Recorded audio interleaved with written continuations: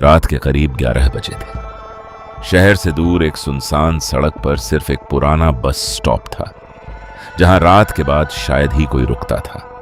लोग कहते थे उस बस स्टॉप पर रात को एक लड़की दिखाई देती है, लेकिन किसी को पता नहीं था वो लड़की कौन है।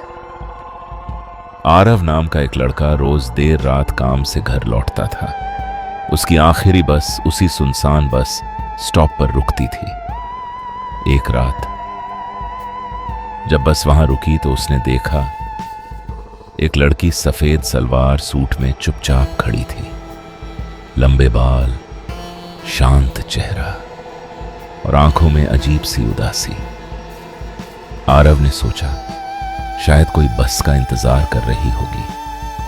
वो उसके पास गया और बोला, इतनी रात को यहां अकेली क्यों खड़ी हो?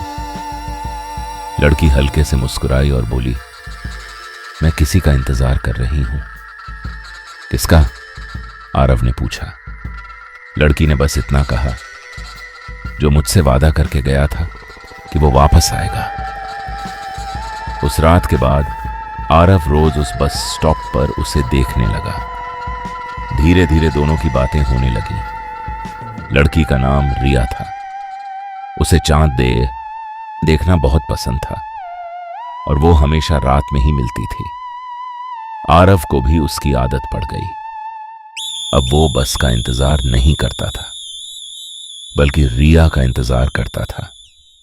दोनों घंटों बात करते, हंसते और कभी कभी चुपचाप चांद को देखते रहते। एक दिन आरव ने पूछा, तुम दिन में कभी क्यों नहीं मिलती? रिया थोड़ी देर चुप रही, फिर बोली, कुछ लोग सिर्फ रात के लिए बने होते हैं। आरव को उसकी बात अजीब लगी, लेकिन उसने ज्यादा ध्यान नहीं दिया। एक रात तेज बारिश हो रही थी। बस स्टॉप के आसपास कोई नहीं था। रिया उस रात बहुत उदास लग रही थी। आरव ने पूछा, क्या हुआ? रिया धीरे से बोली, अगर एक दिन मैं यहां ना आऊं तो क्या तुम मुझे याद करोगे? आरव ने तुरंत कहा, मैं तुम्हें ढूंढने आ जाऊंगा। रिया बस हल्के से मुस्कुराई। अगले दिन रिया बस स्टॉप पर नहीं आई। आरव पूरी रात इंतजार करता रहा। दूसरे दिन, तीसरे दिन, फिर भी वो नहीं आई। अब आरव बेचैन हो गया। उसने पास की चाय की दुकान वाले बुजुर्ग से पूछा, यहां एक लड़की आती थी, रिया, आपको पता है वो कहां रहती है? बुजुर्ग अचानक चुप हो गए, फिर धीमी आवाज में बोले, तुम उसे देख सकते हो? आरव ने हैरानी से कहा, हां, रोज मिलता था उससे। बुजुर्ग का चेहरा पीला पड़ गया। उन्होंने कहा, बेटा, 5 साल पहले इसी बस स्टॉप पर एक लड़की का एक्सीडेंट हुआ था। उसका नाम रिया था। आरव का दिल जोर से धड़कने लगा।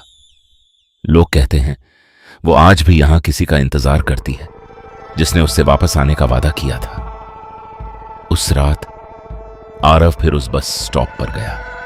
हवा ठंडी थी, सड़क बिल्कुल खाली।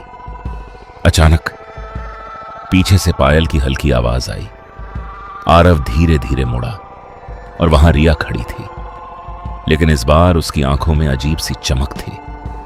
रिया ने मुस्कुराकर कहा, तुम सच में मुझे ढूंढने आ गए?